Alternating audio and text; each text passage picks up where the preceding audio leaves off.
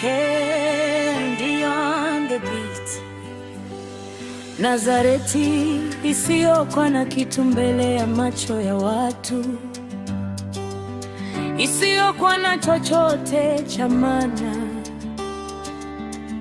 lakini ndiko huko mtoto Yesu alikokulia, akafanya kazi na kushinda mambo yote. Hata leo maishani, kijiji kinakutazama na kukuhukumu. Wanasema huna elimu, huna kazi, wala huna mbele wala nyuma. Umsomea shule za vijijini, unavaa nguo zilizochakaa.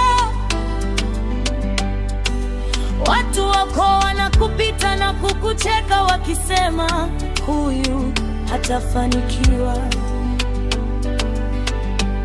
Lakini Nazareti isiyo na kitu, ndiko alikotoka Mwokozi.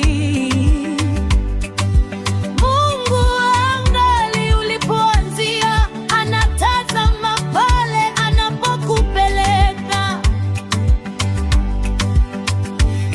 Kilichodharauliwa na kijiji kizima, kikionekana hakina thamani wala msaada.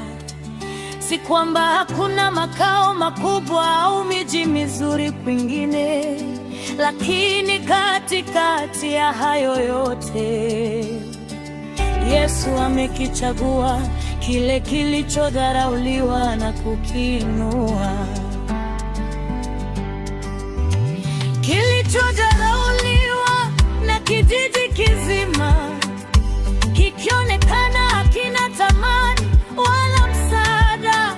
Si kwamba hakuna makao mazuri kwingineko, lakini angalia sasa, Yesu amekipatia heshima kilichodharauliwa. Wale waliokuwa wanacheka na kudharau, wale waliokuwa wanasema hakuna jambo jema hapa, leo hii wanashangaa kuona asante na sifa zikirudi kwa Mungu.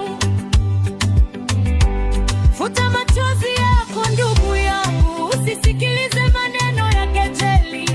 Nazareti yako ya sasa ndiyo itakayoza ushuhuda wako wa kesho. Wao walisema huwezi kufanikiwa, lakini Yesu ametupa heshima palipokuwa na aibu. Kutoka juu mbinguni, kutoka juu mbinguni, Yesu anatawala na kutazama unyonge wetu. Kutoka kwenye mavumbi anakuinua na kukuketisha na wakuu. Baba yetu unayetuponya na kutuokoa, unanyosha mkono wako wa ukombozi.